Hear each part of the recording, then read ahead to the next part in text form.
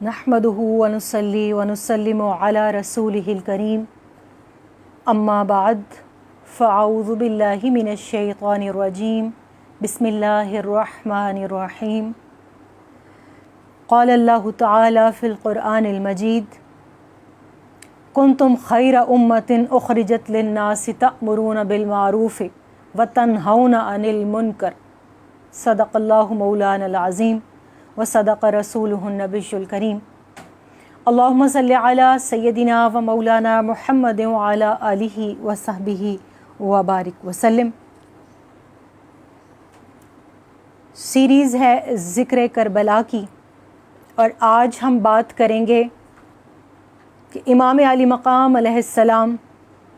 مخدرات عصمت کے ساتھ نونہالان گلشن مصطفیٰ صلی اللہ علیہ وآلہ وسلم کے ساتھ، اپنے رفقا اور معاونین کے ساتھ، اپنے اصحاب و انصار کے ساتھ پہلے مدینہ منورہ اور پھر مکہ مکرمہ کو چھوڑ کر میدان کرب و بلا کی طرف کیوں نکلے؟ آخر کیا اسباب تھے، کیا وجوہات تھیں، وہ کون سے محرکات تھے جن کی بنا پر امام علی مقام علیہ السلام نے اتنا بڑا فیصلہ کیا؟ اس کے لیے ہمیں تاریخ کی ورق گردانی کرنی پڑے گی اور 60 ہجری کے اس دور کے اندر جانا پڑے گا جب خلافت کو ملوکیت میں تبدیل کیا جا رہا تھا، جب نبی کریم صلی اللہ علیہ وآلہ وسلم کے لائے ہوئے خدمت کے نظام کو بادشاہت کے نظام سے بدلنے کی کوششیں کی جا رہی تھیں، جب حرمت دین پامال ہو رہی تھی، جب اسلام کی اقدار کو اس طرح سے روندا جا رہا تھا کہ روکنے والوں کو جو ہے وہ ملزم اور مجرم ٹھہرایا جاتا تھا۔ اس دور سے پیچھے کل جیسے ہم بات کر رہے تھے کہ سیدنا عمر فاروق رضی اللہ تعالیٰ عنہ کی شہادت مسجد کے اندر جب ہوئی تو ایک دیدہ دلیری کا آغاز کر دیا گیا تھا۔ اسلام کی پہلی جو مسجد ہے اس کے اندر ایک مومن صادق کا، ایک امیر المومنین کا، ایک خلیفہ مسلمین کا خون بہایا گیا تھا۔ خوارج کو، اسلام دشمنوں کو شہ مل چکی تھی، وہ جگہ جگہ اپنی جڑیں مضبوط کرنا شروع کر چکے تھے۔ اور اس کے بعد کیا ہوا؟ سیدنا عثمان غنی رضی اللہ تعالیٰ عنہ کے خون سے مدینہ منورہ کے اس گھر کے اندر تاریخ کا وہ سیاہ باب بھی رقم کر دیا گیا کہ جب مصری بلوائیوں نے اور ان باغیوں نے آپ کے گھر کا 40 دن تک حصار کیے رکھا، اور اس عثمان غنی رضی اللہ تعالیٰ عنہ جیسی مخیر ہستی پر، جنہوں نے پانی کا کنواں خرید کر سکائے مدینہ ہونے کا اور اپنے لیے جنت کی ضمانت کا انتظام کیا، ان کے اوپر 40 دن تک پانی بند رکھا گیا۔ مگر میں ہمیشہ جب تاریخ کے اس باب کو پڑھتی ہوں تو میں یہ سوچتی ہوں کہ مولائے کائنات شیر خدا کرم اللہ وجہہ الکریم نے اپنے ہم زلف سیدنا عثمان غنی رضی اللہ تعالیٰ عنہ کی معاونت یوں ہی نہیں کی تھی۔ کربلا کی تربیت اس دور کے اندر آپ نے اس طرح سے اپنے شہزادوں کی فرمائی کہ سیدنا عثمان غنی رضی اللہ تعالیٰ عنہ کی دربانی کے لیے، نگہبانی کے لیے اور پہرے داری کے لیے اپنے شہزادوں کو، جو جنت کے نوجوانوں کے سردار ہیں، سیدنا امام حسن علیہ السلام اور سیدنا امام حسین علیہ السلام کو بھیجا۔ اور نہ صرف بھیجا بلکہ وہ اس ایک ہنگامے کے اندر زخمی بھی ہوئے۔ تو گویا تربیت کی جا رہی تھی کہ دیکھو آج اس شخص کے اوپر مدینہ منورہ میں پانی بند کیا گیا ہے کہ جس نے پانی خرید کر اہل مدینہ کو پانی پلایا۔ یہ کلمہ پڑھنے والے بظاہر تو کچھ ان کے اندر کلمہ پڑھنے والے ہیں، لیکن منافقین ہیں۔ دلوں کے اندر اسلام نہیں اترا، تربیت کے اندر وہ نظام نہیں اترا جس نظام کے تحت میرے نبی علیہ الصلوۃ والسلام نے فرمایا تھا کہ حسن مجھ سے ہے، میں حسن سے ہوں، حسین مجھ سے ہے، میں حسین سے ہوں۔ باری تعالیٰ جو ان سے محبت کرے تو ان سے محبت کر، اور جو ان سے بغض رکھے تو ان کے ساتھ بغض رکھ۔ تو گویا پیمانہ، کسوٹی اور معیار اہل بیت اطہار کی محبت نہیں تھی بلکہ ذاتی جاہ و منصب کا حصول تھا۔ اور اس خلافت کو ملوکیت میں جب بدلا گیا تو اس سے پہلے کے حالات اگر ہم دیکھیں تو ممبر و محراب پر ان بندروں نے ناچنا شروع کر دیا تھا، جن کی انڈیکیشنز احادیث مقدسہ میں میرے اور آپ کے آقا و مولا حضور خاتم النبیین حضرت محمد مصطفیٰ صلی اللہ علیہ وآلہ وسلم نے دی تھی۔ مسجد کے اندر کھڑے ہو کر اہل بیت اطہار کے خلاف لوگوں کو اکسایا جاتا۔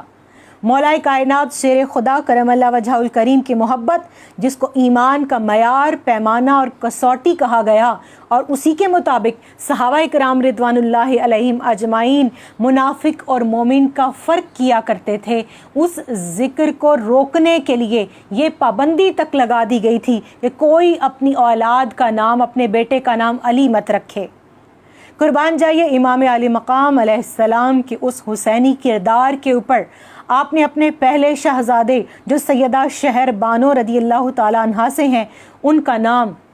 جن کو ہم امام سجاد کہتے ہیں، جن کو ہم بیمار کربلا کہتے ہیں، جن کو ہم سیدنا امام زین العابدین علیہ السلام کہتے ہیں، ان کا نام علی رکھا، مگر یہ علی اوسط ہیں۔ سب سے بڑے شہزادے جو حضرت ام لیلہ سے ہیں، ان کا نام علی اکبر رکھا، اور سب سے چھوٹے شہزادے جو سیدہ ام رباب رضی اللہ تعالی عنہا سے ہیں، ان کے بیٹے اور شہزادے کا نام حضرت علی اصغر رکھا۔ تینوں علی، علی اکبر، علی اوسط اور علی اصغر، اور فرمایا اگر اللہ مجھے 100 بیٹے دے تو میں ہر ایک کا نام علی رکھوں گا، اور اگر اللہ مجھے 100 بیٹیاں عطا کرے تو میں اپنی ہر بیٹی کا نام فاطمہ رکھوں گا۔ اور یہ تاریخ کی کتب کے اندر یہ بات بڑی تفصیل کے ساتھ درج ہے کہ یہ ممبر و محراب کو اور جگہ جگہ پر حکم ناموں کو جاری کر دیا گیا تھا۔ اس کام کے لیے حکومتی مشینری کو استعمال کیا جا رہا تھا۔ پیڈ ملازمین جو مسجدوں کے اندر بھی اپوائنٹ کیے گئے تھے اور مختلف جگہ پر جو دروس دیا کرتے تھے قرآن و حدیث کے نام پر، لوگوں کو قرآن کی تعلیمات سے اور میرے نبی علیہ الصلوۃ والسلام کی سیرت، آپ کی سنت اور آپ کے احکامات سے دور کرنے کی ڈیوٹیاں ان کو اسائن کی گئی تھیں۔ تو اس دور کے اندر بھی کچھ لوگ ایسے تھے کہ جو لباس تو بظاہر خطیبوں کا پہنتے تھے مگر وہ اصل میں شعبدہ باز تھے، جو اپوائنٹ تو دین اسلام کے نام پر کیے جاتے تھے مگر اصل میں ان کا کام کیا تھا؟ اسلام کی جڑوں کو کمزور کرنا۔ جو اصل میں آیات تو قرآن کریم کی تلاوت کرتے تھے مگر تعلیمات وہ غیر اللہ کی دیا کرتے تھے۔ اور پھر اس دور کے اندر جبکہ خلافت کا دور سیدنا امام حسن علیہ السلام پر ختم ہو گیا، 30 سالہ دور خلافت جو میرے نبی علیہ الصلوۃ والسلام نے ارشاد فرمایا تھا، وہ سیدنا امام حسن علیہ السلام کے آخری 6 ماہ کے دور خلافت کو شامل کر کے مکمل ہوتا ہے۔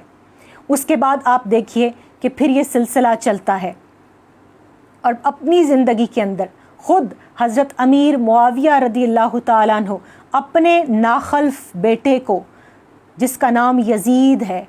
اس کو آپ باوجود اس کے کہ وہ شارب الخمر تھا، باوجود اس کے کہ وہ دین اسلام کے خلاف ظاہراً ان تمام خباثتوں کو ظاہر کر چکا تھا کہ جن کے لیے صریح احکامات ہیں، وہ اپنی محرم خواتین کو اپنی ازواج بنا کر اپنے حرم میں رکھے ہوئے تھا۔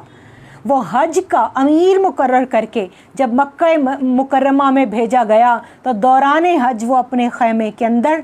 شراب کے نشے میں دھت تھا، جب اس نے امام علی مقام علیہ السلام کو اپنی ملاقات کے لیے اور حضرت عبداللہ بن عباس رضی اللہ تعالیٰ عنہما کو اپنی ملاقات کے لیے بلایا، اور نہ صرف بلایا بلکہ ان کو شراب نعوذ باللہ آفر بھی کی کہ آپ بھی جام یہ لیجئے، آپ بھی اس کے چند سپ لیجئے اور پھر آپ کو بھی پتہ چلے کہ اس کی کیا لذت ہے۔ اور میرے آقا ہمارے امام سیدنا امام حسین علیہ السلام نے اس وقت بھی لعنت فرمائی، کیا یزید اس چیز پر میں لعنت بھیجتا ہوں جس کو اللہ تعالیٰ نے حرام قرار دے دیا، جس کو منع فرما دیا۔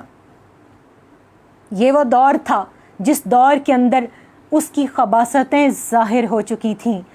حق اپنی جگہ پر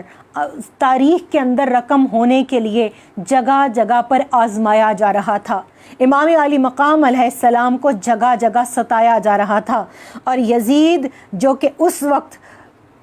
وقت میں بادشاہ بن چکا تھا، میں خلیفہ کا لفظ دانستہ استعمال نہیں کرتی، اور یہ میری دانستہ کوشش نہیں ہے، بلکہ یہاں میرے سامنے کتاب ہے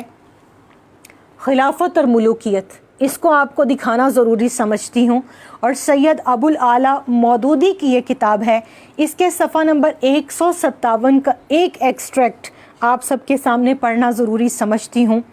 وہ لکھتے ہیں کہ اولین بنیادی تبدیلی اس دستوری قاعدے میں ہوئی جس کے مطابق کسی شخص کو امت کا سربراہ بنایا جاتا تھا۔ خلافت راشدہ میں وہ قاعدہ یہ تھا کہ کوئی شخص خود خلافت حاصل کرنے کے لیے نہ اٹھے اور اپنی صحیح اور تدبیر سے برسر اقتدار نہ آئے، بلکہ لوگ جو اس کو امت کی سربراہی کے لیے موزوں سمجھیں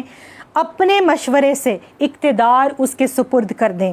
بیعت اقتدار کا نتیجہ نہیں بلکہ اس کا سبب ہو، اور بیعت حاصل کرنے میں آدمی کی اپنی کسی کوشش یا سازش کا قطعاً کوئی دخل نہ ہو۔ لوگ بیعت کرنے یا نہ کرنے کے معاملے میں پوری طرح آزاد ہوں، اور جب تک کسی کو لوگوں کی آزادانہ رضامندی سے بیعت حاصل نہ ہو جائے وہ برسر اقتدار نہ آئے۔ اور خلفائے راشدین میں سے ہر ایک اسی قاعدے کے مطابق برسر اقتدار آیا تھا۔ ان میں سے کسی نے بھی خود خلافت لینے کے لیے برائے نام بھی کوشش نہیں کی تھی، بلکہ جب خلافت ان کو دی گئی تو پہلے پس و پیش کیا اور پھر بالآخر لوگوں کے اصرار پر انہوں نے اس کو لیا۔ Page number 157 158۔ امت کا اس کے اوپر اتفاق ہے اور اجماع ہے کہ خلافت وہ چیز تھی کہ جو دی جاتی تھی، جو خود سے آگے بڑھ کر لی جاتی اور دی جاتی تھی، وہ ملوکیت تھی، وہ بادشاہت تھی کہ ایک بادشاہ اپنے بیٹے کو نامینیٹ کر دے یہ جانتے ہوئے بھی کہ وہ اہل نہیں ہے، اور اس کے بعد اس بیعت کو لینے کے لیے وہ اپنے گورنر کو خط لکھ دے۔ ولید جو اس وقت مدینہ منورہ کا گورنر تھا، اس کو یزید کی طرف سے رجب کے اندر انتقال ہوتا ہے حضرت امیر معاویہ رضی اللہ تعالیٰ عنہ کا، اور یہ سرکش، یہ اسلام دشمن، یہ پلید اور یہ ملعون خط لکھتا ہے اپنے گورنر کے نام، احکامات جاری کرتا ہے اور اپنا نمائندہ بھیجتا ہے کہ دیکھو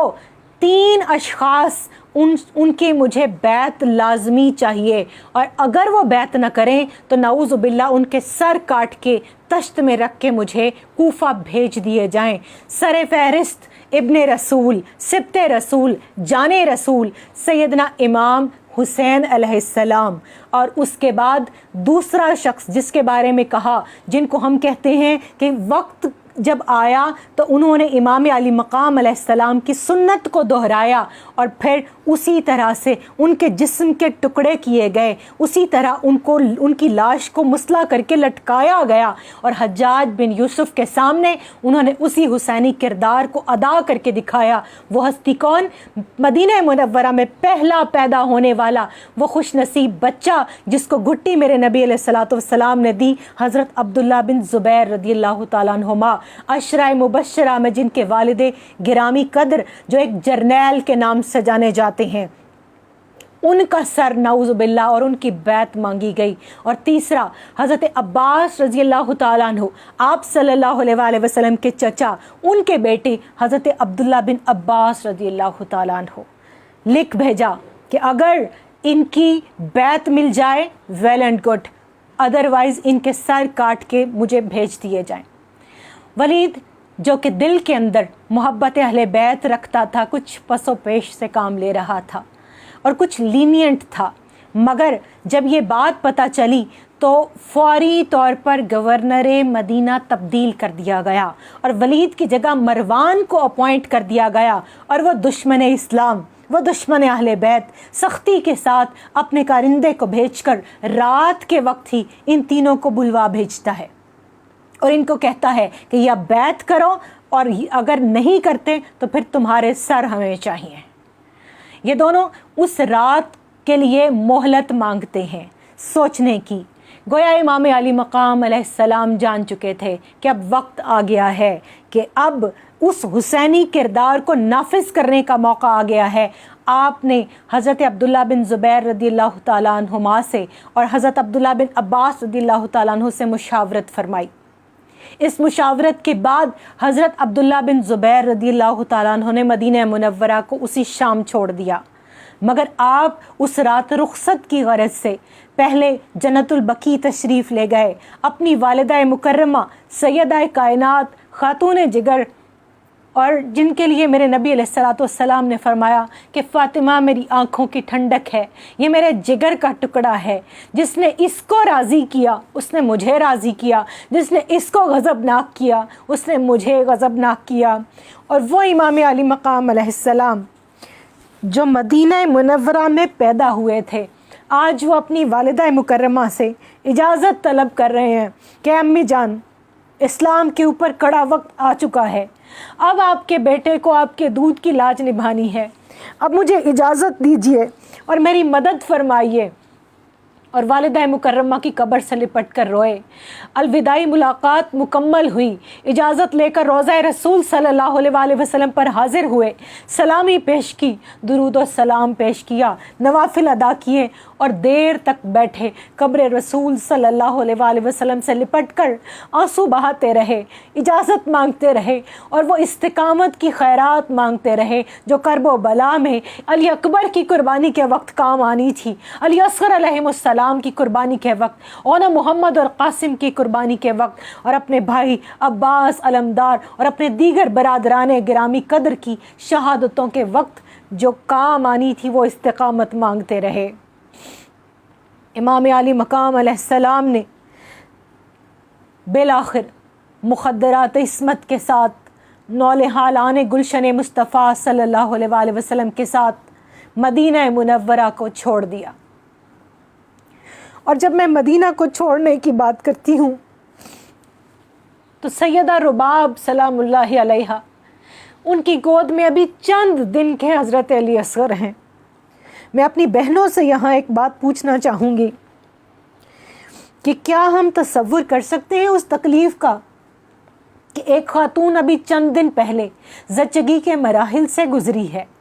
अभी चंद दिन हुए हैं उसकी गोद के अंदर उसका नौमौलूद है कि उसको अपना घर बार, सुकून, आराम, अपना वतन सब कुछ छोड़ना पड़ रहा है, और 6 दिन की मुसाफत के बाद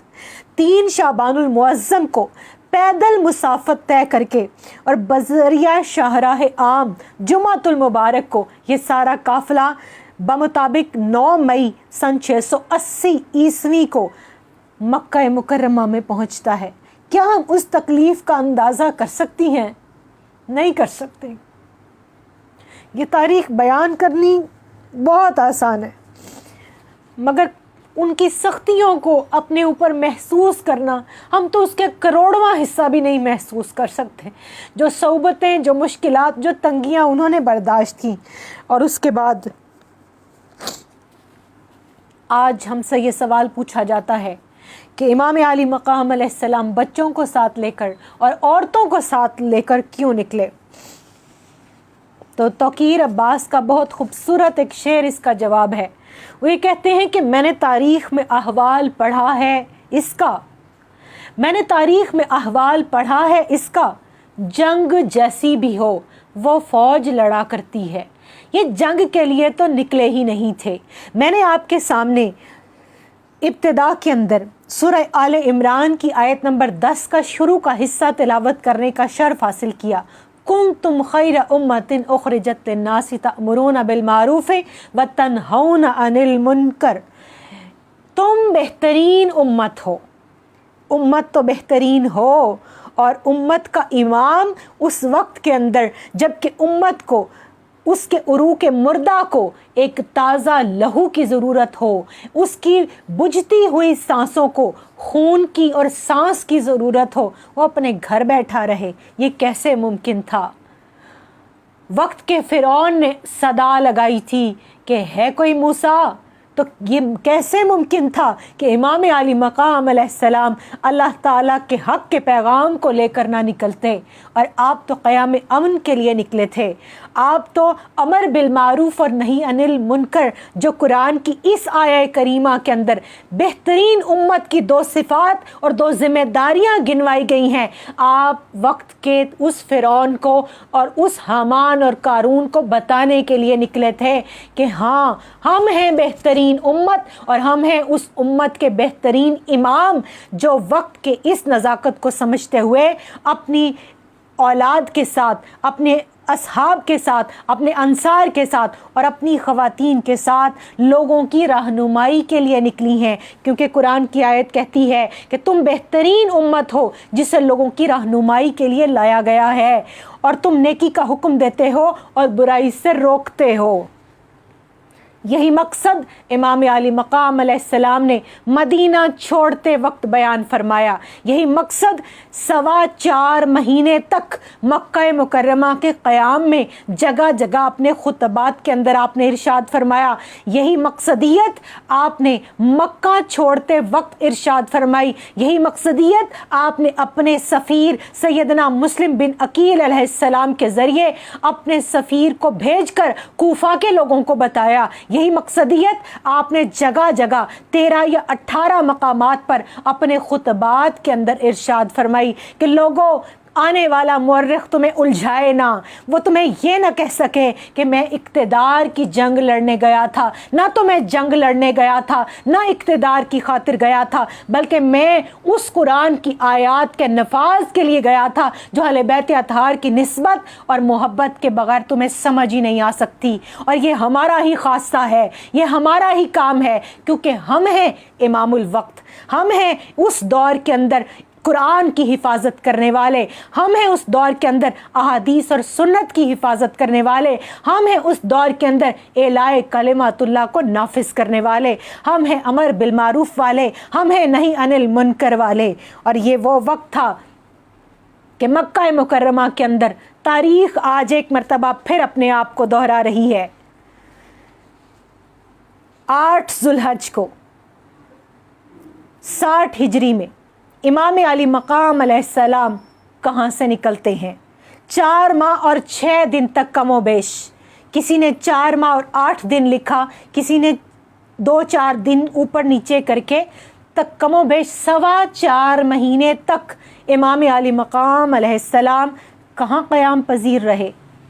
کہاں صعوبتیں برداشت کرتے رہے؟ اسی شیب ابی طالب کے اندر، جس شیب ابی طالب کے اندر میرے نبی علیہ الصلوۃ والسلام نے سیدہ خدیجۃ الکبریٰ سلام اللہ علیہا کے ساتھ سیدہ فاطمہ الزہراء سلام اللہ علیہا کی کمسنی کے اندر 3 سال تک مقاطع قریش کی صعوبتیں برداشت کی تھیں، گھاس کھا کر اور درختوں کے پتے کھا کر گزارا کیا تھا، کئی دن تک مسلسل بھوک اور پیاس برداشت کی تھی۔ اور ایک صحابی کہتے ہیں کہ بھوک کے باعث ایک رات مجھ پر یہ وقت بھی آیا کہ شیب ابی طالب کے اندر جب میں بالکل قریب المرگ ہوا تو رات کا وقت تھا، چاند کی چاندنی کے اندر میں نے ایک چیز کو چمکتے ہوئے دیکھا، میں آگے بڑھا، میں نے اس کو اٹھایا، اس کو سونگھا تو وہ چمڑے کا ٹکڑا تھا، میں نے اس وقت اس کو جلایا اور اس کی راکھ کو پانی میں گھول کر طاقت حاصل کرنے کے لیے پی لیا۔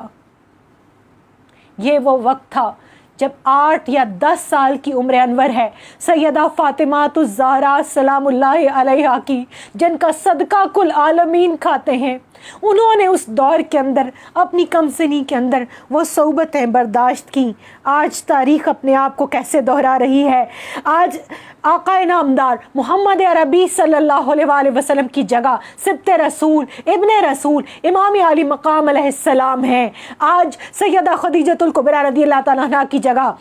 حضرت ام رباب اور سیدہ ام لیلہ ہیں، اور آج سیدہ فاطمہ الزہراء سلام اللہ علیہا کے ان کے قائم مقام کے طور پر آج ان کی کمسنی کی تاریخ کون دہراتی ہے؟ سیدہ سکینہ سلام اللہ علیہا، جن کی کم سنی اس دور کے اندر قابل ترس اور قابل رحم اور قابل محبت ہے کہ جس دور میں بچیاں گڑیوں سے کھیلتی ہیں، جس دور کے اندر وہ ہر رات اپنے والد گرامی کے سینے کے اوپر سر رکھ کر سویا کرتی تھیں، جس دور میں بچیاں چھوٹے چھوٹے اپنی گڑیوں کے پٹولے بنایا کرتی ہیں، یہ وہ دور جس دور میں باپ اپنی بیٹی کی ہر فرمائش پوری کرتا ہے، مگر یہاں تاریخ ایک مرتبہ پھر اپنے آپ کو دہرا کر کربلا کے اس ریگزار کے لیے خانوادہ رسول صلی اللہ علیہ وآلہ وسلم کو تیار کر رہی ہے، جس کے اندر جا کر ابھی انہوں نے اپنی استقامت کے آخری مرحلے اور آخری امتحان سے گزرنا ہے۔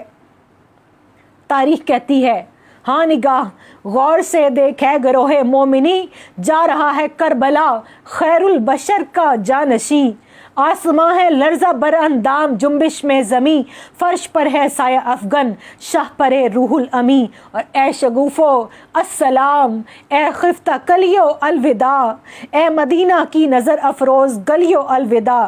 شعبان المعظم کو جو مدینہ چھوڑا تھا، آج 8 ذوالحج کو جو مکہ چھوڑ کر 2 محرم الحرام کو یہ خانوادہ، یہ میرے نبی علیہ الصلوۃ والسلام کے گلشن اور یہ اس گلشن کے سارے پھول میدان کرب و بلا میں پہنچتے ہیں۔ اور جب آپ چلتے چلتے اس میدان میں 2 محرم الحرام 61 ہجری بروز جمعرات اپنے اصحاب اور اہل و عیال کے ساتھ خیمہ زن ہوتے ہیں،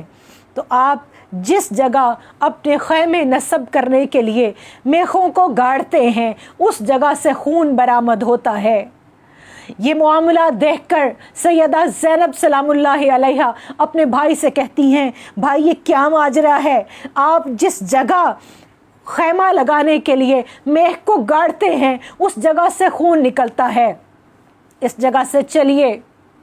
یہ جگہ ٹھیک نہیں، میرا تو کلیجہ ہولے جا رہا ہے۔ آپ فرماتے ہیں، اے میری بہن، یہ مقام کرب و بلا ہے، یہی ہمارا مال و اسباب اور یہی ہمارے خیمے لگیں گے اور ہمارے اونٹوں کے بیٹھنے کی جگہ اور ہمارے آوان اور انصار کا مقتل ہے۔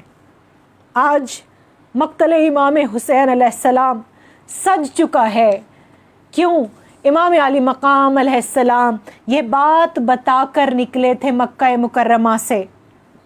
کہ مجھ جیسا یزید جیسے کی بیعت نہیں کر سکتا، گویا حد فاصل قائم کر دی کہ جو مجھ جیسا ہوگا وہ حق پر ہوگا اور جو یزید جیسا ہوگا وہ باطل پر ہوگا۔ حق اپنے آپ کو ثابت کرنے کے لیے آج خیمہ زن ہو چکا تھا۔ وہ صعوبتیں جو ان کے مقدر کے اندر مقام تسلیم و رضا کے سب سے اعلیٰ درجے پر ان کو فائز کرنے کے لیے قسمت میں لکھ دی گئی تھیں، آج ان کی آنکھوں میں آنکھیں ڈال کر دیکھنے کا وقت آ چکا تھا۔ آج مسافتوں کو طے کرنے کے بعد امام علی مقام علیہ السلام یہاں تک پہنچے تھے، اور کسی نے بڑی خوبصورت بات کی، اس نے کہا تھا کہ درکار تھی یزید کو بیعت حسین کی، وہ جانتا تھا قدر اور قیمت حسین کی، اور کر سکتے تھے وہ جان کا سودا یزید سے، پر جان سے بھی مہنگی تھی بیعت حسین کی، اور وقفہ تھا زوم ذات کا، دور یزیدیت اب حشر تک چلے گی قیادت حسین کی، اور نام و نشاں یزید کا باقی نہیں رہا، لیکن رواں دواں ہے ولایت حسین کی۔ امام علی مقام علیہ السلام اپنی ولایت کو جاری کرنے کے لیے اپنی حکومت اور اپنی سلطنت میدان کرب و بلا کے اندر سجا چکے تھے۔ خیموں کی ترتیب طے ہوئی، میرے نبی علیہ الصلوۃ والسلام کے اس شہزادے نے اس طرح سے خیمہ زن ہوئے کہ آگے مردوں کے خیمے اور پیچھے خواتین کے خیمے رکھے۔ خیموں کے ارد گرد ایک خندق کھودی گئی، اس خندق کے اندر لکڑیاں بھر دی گئیں، کیونکہ جانتے تھے کہ جب ہم کو شہید کر دیا جائے گا پھر یہ بلوائی، پھر یہ باغی، پھر یہ اسلام دشمن مخدرات عصمت کے خیموں کی طرف بڑھیں گے، تو اس سے پہلے اس کھائی کے اندر رکھی ہوئی لکڑیوں میں آگ جلا دی جائے گی تاکہ کوئی بدبخت مخدرات عصمت کی طرف پہنچ نہ سکے، اور وہ رات ہوگی، وہ شب عاشور، وہ شام غریبہ ہوگی، اس شب کے اندر جب اندھیرے میں ہو جائیں گے تو کوئی بدبخت ان خواتین کے خیموں کی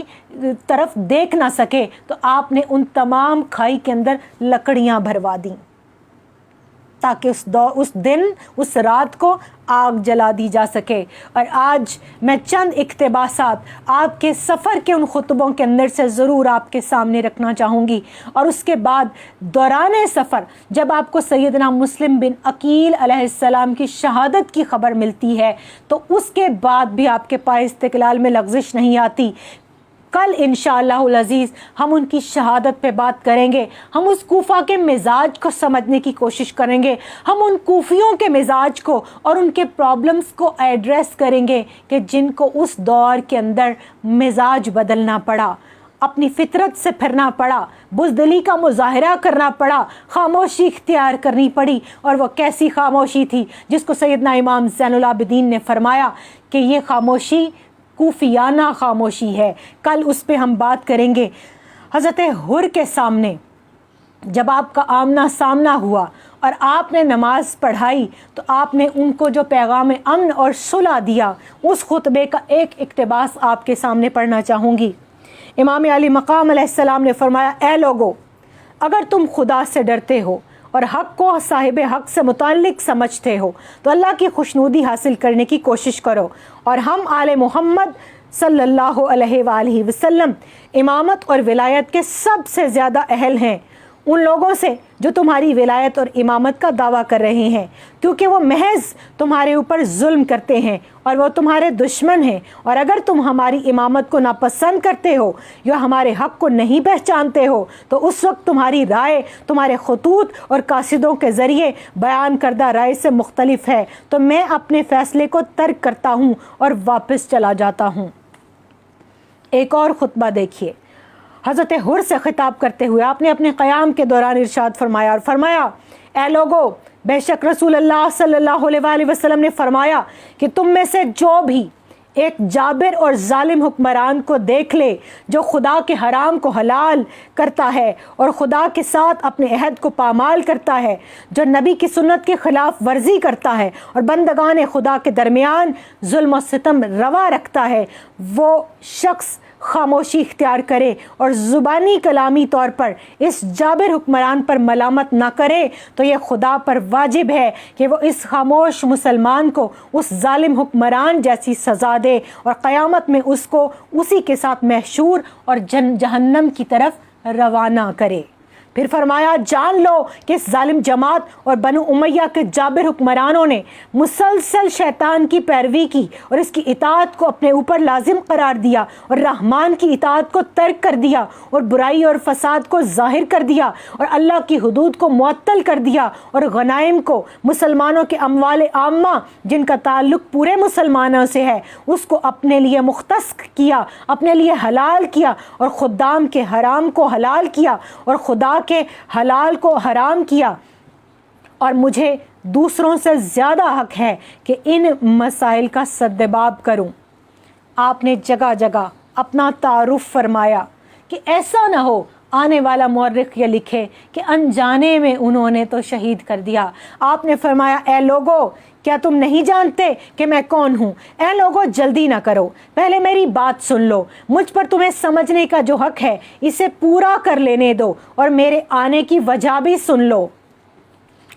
اگر تم میرا عذر قبول کرو اور مجھ سے انصاف کرو تو تم انتہائی خوش بخت انسان ہوگے، اور اگر تم اس کے لیے تیار نہیں تو تمہاری مرضی، تم اور تمہارے شریک مل کر زور لگا لو اور مجھ سے جو برتاؤ کرنا چاہتے ہو کر ڈالو۔ اللہ تعالیٰ میرا کارساز ہے اور وہی اپنے نیک بندوں کی مدد کرتا ہے۔ لوگو، تم میرے حسب نسب پر غور تو کرو اور دیکھو میں کون ہوں، اپنے گریبانوں میں منہ ڈالو اور اپنے آپ کو ملامت کرو۔ تم خیال کرو تم کیا کرنے جا رہے ہو؟ کیا تم میرا قتل کرو گے؟ اور کیا یہ میری توہین نہیں؟ کیا یہ تمہیں زیب دیتا ہے؟ کیا میں تمہارے نبی کا نواسا نہیں؟ کیا میں ان کے چچیرے بھائی کا بیٹا نہیں؟ کیا سید الشہداء سیدنا امیر حمزہ رضی اللہ تعالیٰ عنہ میرے والد کے چچا نہیں؟ کیا جعفر طیار میرے چچا نہیں؟ کیا تمہیں اللہ کے رسول صلی اللہ علیہ وآلہ وسلم کا وہ قول یاد نہیں جو انہوں نے میرے اور میرے بھائی کے متعلق ارشاد فرمایا تھا کہ یہ دونوں جنت کے نوجوانوں کے سردار ہوں گے؟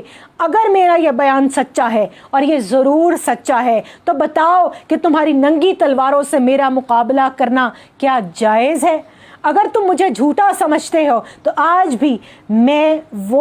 تم میں وہ لوگ موجود ہیں، اصحاب رسول صلی اللہ علیہ وآلہ وسلم، جنہوں نے میرے متعلق خود رسول اللہ صلی اللہ علیہ وآلہ وسلم سے یہ احادیث سنی ہے۔ ذرا ان سے پوچھو تو، ذرا ان سے دریافت تو کرو۔ اب تم بتاؤ کہ اس حدیث کی موجودگی میں بھی کیا تمہیں میرا خون بہانا روا ہے، اور کیا تم اس جہنم خریدنے سے باز نہیں رہ سکتے؟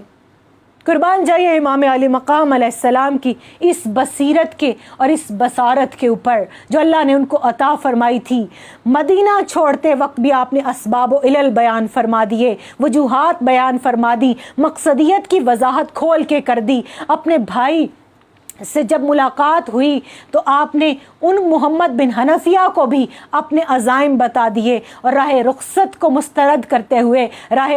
عزیمت کو اپنایا۔ مکہ کے اندر جتنے وفود آئے آپ نے ان سب کو بھی اپنے مقاصد بتا دیے، اور جتنے خطوط آئے ان کے جواب کے اندر جو خط آپ نے حضرت مسلم بن عقیل علیہ السلام کے ہاتھ بھیجا اس میں بھی اپنی مقصدیت کو واضح کر دیا۔ اور اس کے بعد جگہ جگہ جہاں جہاں آپ نے قیام فرمایا، اور حضرت حر علیہ السلام نے جہاں جہاں آ کر آپ کو روکا اور آپ کے ساتھ جو بات چیت کی اور آپ کو اپنے حکمران کا جو پیغام پہنچایا، آپ نے اس کی وضاحت میں بھی اپنے اقوال اور اپنے ارشادات کی روشنی میں اس امت کو مقصدیت سمجھا دی کہ میرا یہ مقصد ہے، میں امر بالمعروف کے لیے نکل رہا ہوں، میں نہی عن المنکر کے لیے نکل رہا ہوں، میرا مقصد اسلام کو نافذ کرنا ہے۔ اور وہ حج کا زمانہ جس حج کے اندر احرام کے اندر 40 کے قریب افراد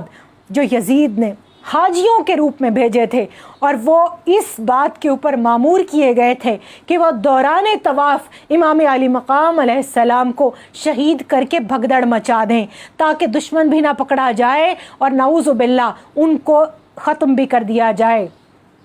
تو ان کو ختم کرنے والے خود ختم ہو گئے۔